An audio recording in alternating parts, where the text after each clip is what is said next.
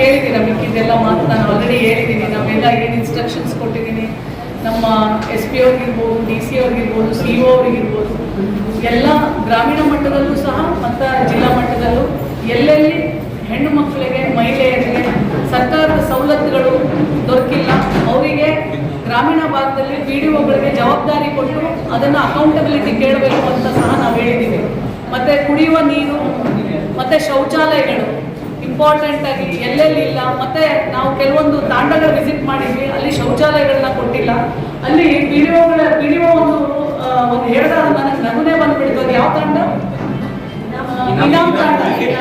ಅದು ಕೇಳಿದ್ರೆ ಮೇಡಮ್ ಇಲ್ಲೇನೋ ಪಿಟ್ ಹಾಕಕ್ಕಾಗಲಿಲ್ಲ, ಅದಾಗಕ್ಕಾಗಲಿಲ್ಲ ಅಂತ. ಬಟ್ ಮತ್ತೆ ಬಂದು ಇನ್ನೊಬ್ರು ಹೇಳಿದ್ರು, ನೀವು PDO ಎಷ್ಟೆಲ್ಲ ಬಂದ್ರೆ ನೋಡಿ, ಫಸ್ಟ್ ಆಫ್ ಆಲ್ ಅದು ಗ್ರಾಮ ಸಭೆನೇ ಆಗಿಲ್ಲ. ಮತ್ತೆ ಎಷ್ಟೋ ಗ್ರಾಮಗಳಲ್ಲಿ ಇವಾಗ ಶೌಚಾಲಯಗಳಿಲ್ಲ. ಸೊ ಅಂಥದನ್ನೆಲ್ಲ ನಾನು CO ಗಮನಕ್ಕೆ ತಗೊಂಡ್ಬಂದಿದ್ದೀನಿ. ಸೊ ಮುಂದಿನ ದಿನಗಳಲ್ಲಿ ಅದನ್ನೆಲ್ಲ ಮಾಡುವಂಥ ಕೆಲಸವನ್ನ ಮಾಡ್ತಾರೆ. ಮತ್ತೆ ಇಲ್ಲಿ ಕಾಣೆಯಾಗಿರುವಂಥ ಮಹಿಳೆಯರು ಮತ್ತೆ ಡೆತ್ಸು, ಮರ್ಡರ್ಸು, ಅದನ್ನೆಲ್ಲ ಲಿಸ್ಟು ಇಲ್ಲಿದೆ, ನೀವು ಇಸ್ಕೊಂಡು ಹೋಗ್ಬೋದು.